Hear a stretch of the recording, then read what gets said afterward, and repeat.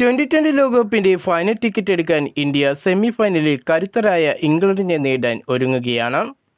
ഇന്ത്യയുടെ final പ്രതീക്ഷകൾക്ക് English പട മങ്ങലേൽപ്പിക്കുമോ എന്നതാണ് ആരാധകരുടെ ആശങ്ക. മുംബൈയിലെ വാങ്കഡെ സ്റ്റേഡിയത്തിൽ വ്യാഴാഴ്ച രാത്രി 7 മണിക്ക് ഇരു ടീമുകളും നേർക്കുനേർ വരുമ്പോൾ ആർക്കാകും കൂടുതൽ മുൻതൂക്കം? ഇരു ടീമുകളും നേർക്കുനേറുള്ള കണക്കുകൾ നോക്കിയാൽ ഇന്ത്യക്ക് തന്നെയാണ് മുൻതൂക്കം. സെമി ഫൈനൽ മത്സരം നടക്കുന്ന വാങ്കഡെ സ്റ്റേഡിയം ഇന്ത്യയുടെ ഭാഗ്യ ഗ്രൗണ്ട് തന്നെയാണ്. 7 തവണ ഇംഗ്ലണ്ടിനെ നേരിട്ടപ്പോൾ 5 തവണയും ഇന്ത്യക്കായിരുന്നു വിജയം.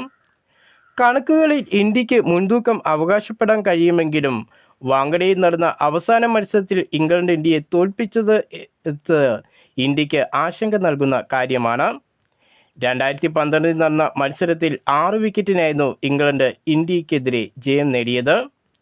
2 തവണ 2020 ലോകകപ്പ് കിരീടം നേടിയിട്ടുള്ള ഇംഗ്ലണ്ട് സെമിയിൽ ഇന്ത്യക്ക് കടുത്ത വെല്ലുവിളിയാകും എന്നതിൽ സംശയമില്ല.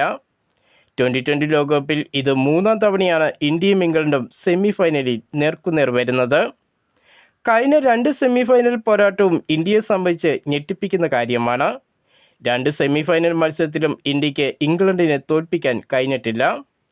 2022 2024 നടന്ന ലോകകപ്പിൻ്റെ സെമി ഫൈനലിലാണ് ഇംഗ്ലണ്ട് ഇന്ത്യയെ തോൽപ്പിച്ചത്. 3-ാം തവണയും സെമി ഫൈനലിൽ ഇംഗ്ലണ്ടിനെ നേടാൻ ഇന്ത്യ ഇറങ്ങുമ്പോൾ മുൻകണക്കുകൾ മാത്രമാണ് ആശങ്കകൾ നൽകുന്നത്.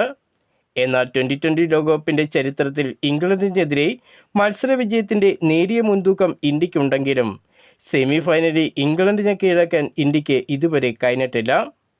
വാങ്കഡയിൽ ഈ തവണ ഇന്ത്യ ചരിത്രം തിരുത്തുമോ എന്നത് നമുക്ക് കാത്തിരുന്ന് കാണാം.